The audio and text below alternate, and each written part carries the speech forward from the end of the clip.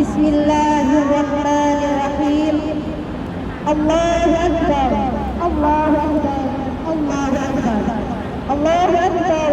Allahu Akbar. Allahu Akbar. Allahu Akbar. Allahu Akbar. Allahu Akbar. Allahu Akbar kabira walhamdulillahi katsira wa subhanallahi bukratan wa asila. La ilaha illallah wa la na'budu illa iyyahu mukhlishina lahuddin walau karihal kafirun walau karihal musyrikun walau karihal munafiqun. La ilaha illallah wallahu akbar. Allahu akbar walillahil hamd. Innal hamdalillahi nahmaduhu wa nasta'inuhu wa nastaghfiruh wa na'udzu billahi min shururi anfusina wa min sayyiati a'malina. May yahdihillahu fala mudilla lahu wa may yudlil fala hadiya lahu. Ashhadu an la ilaha illallah wa ashhadu anna Muhammadan abduhu wa rasuluh. Amma ba'du. Qala Allah ta'ala bi kitabil karim. A'udzu billahi minasy-syaithanir rajim. Bismillahirrahmanirrahim. Ya ayyuhalladzina amanu taqullaha haqqa tuqatih wa la tamutunna illa wa antum muslimun. Qala Allah ta'ala fi ayatil ukhra, inna a'tainakal kautsar fasholli li rabbika wanhar inna syani'aka huwal abtar. Al-ayah. Shadaqallahul azim. Kepada yang terhormat Ibu Ketua Majelis Al-Mubarak yaitu Ibu Mariam dan juga wakilnya Ibu Yati, kepada semua jajaran pengurus Majelis Al-Mubarak yang kami hormati, dan kepada seluruh jamaah Majelis Al-Mubarak yang dimuliakan oleh Allah Subhanahu wa taala.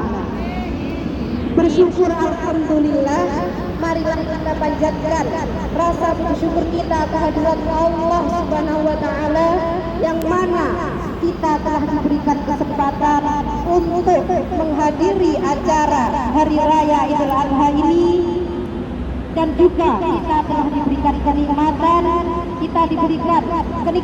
berupa iman dan Islam, dan kita telah diberikan kesehatan sehingga kita bisa berkumpul di majelis ini dalam keadaan sehat walafiat, tiada halangan suatu apapun. Amin Allahumma amin. Allahumma amin.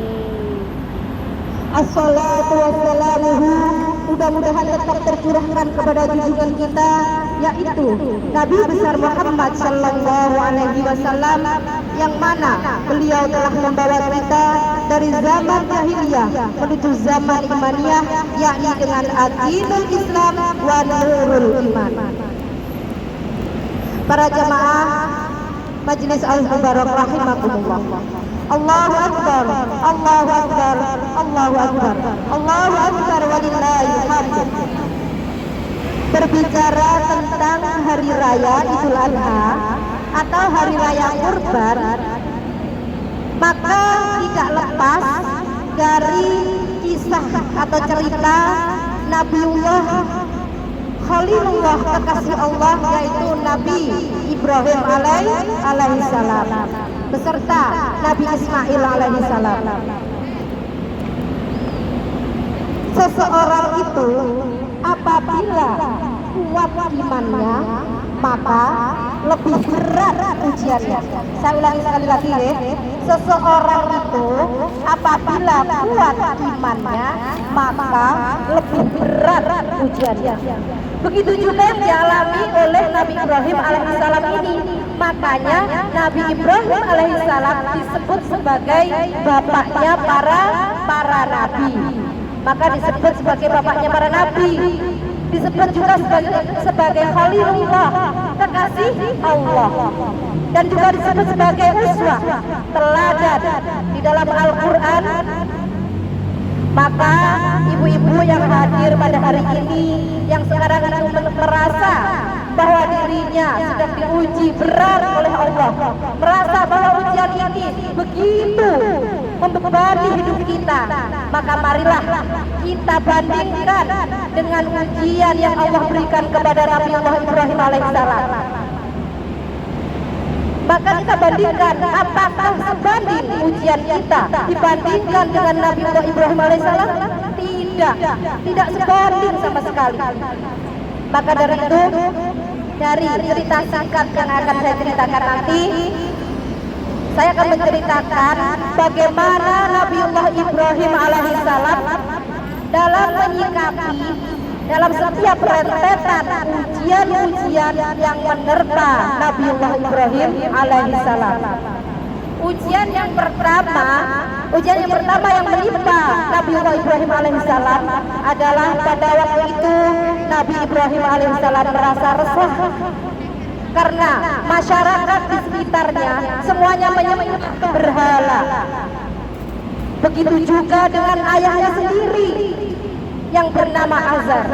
Azar adalah ayah Nabiullah Ibrahim alaihissalam. Azar adalah ayah Nabi Ibrahim, tapi berbeda keyakinan dengan Nabi Ibrahim alaihissalam. Betapa sedih Nabi Ibrahim ini, ayah yang Nabi Ibrahim cintai, tapi berbeda pendapat, berbeda keyakinan dengan Nabi Ibrahim alaihissalam. Kemudian Azar pun menyembunyikan hal ini, namun terdengarlah oleh para masyarakat, dan kemudian Nabi Ibrahim akhirnya dilaporkan oleh razim yang berkuasa pada saat itu, yaitu Raja Namrud. Kemudian apa yang dilakukan oleh Raja Namrud? Raja Namrud akhirnya membakar Nabi Ibrahim alaihissalam. Namun di tengah kobaran api yang membara, Nabi Ibrahim tidaklah merasa kepanasan. Malah Nabi Ibrahim merasa kedinginan. Karena apa? Allah mengutus api, ya narukuni bardan wa salaman ala Ibrahim, wahai api, dinginlah kamu dan selamatkan Ibrahim. Akhirnya Nabi Ibrahim pun tidak merasa kepanasan. Nabi Ibrahim pun selamat, bahkan merasa kedinginan di tengah kobaran api yang membara.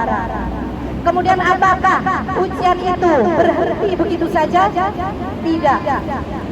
Ujian masih terus-menerus menerpa Nabi Ibrahim alaihissalam. Pada suatu ketika Nabi Ibrahim menikah dengan seorang wanita yang cantik luar biasa. Saking cantiknya, dalam suatu sejarah diceritakan jika seorang lelaki memandang wajah Siti Sarah, maka laki-laki tersebut terpesona dengan kecantikannya Sarah.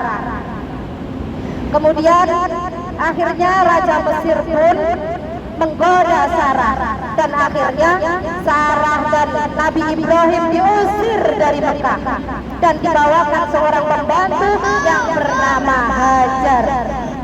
Kemudian Hajar, Nabi Ibrahim beserta Sarah pergi dari Mesir menuju negeri Syam yang sekarang ini disebut dengan Palestina. Akhirnya di Palestina tersebut Nabi Ibrahim masih diuji oleh Allah. Apa ujiannya? Setelah bertahun-tahun Nabi Ibrahim menikah, namun Nabi Ibrahim masih belum diberi keturunan oleh Allah.